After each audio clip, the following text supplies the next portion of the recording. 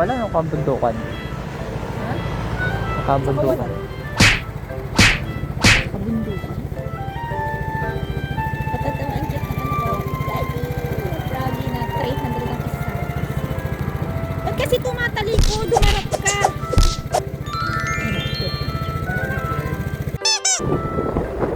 Buti pa sila nagtatanim ng puno magkaputol sa Pinasinte. Ginawang factory kung saan itatrabaho ang mga Pinoy. Ayun yung bird natin yung malaki. Wow! Kitang-kita nyo ba? Ito na ako nagtatrabaho. Ito malaki to, highway, ang laki.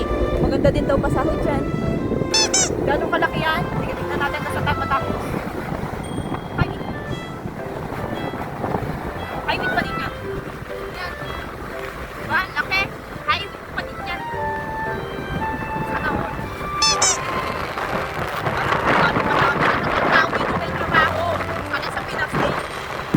Yan na yung hospital. Haba naman ang bus na yun. Pustahan tayo pag sa Pinas may ganun, puno yun. Punong-puno, apaw pa. Meron pang isa.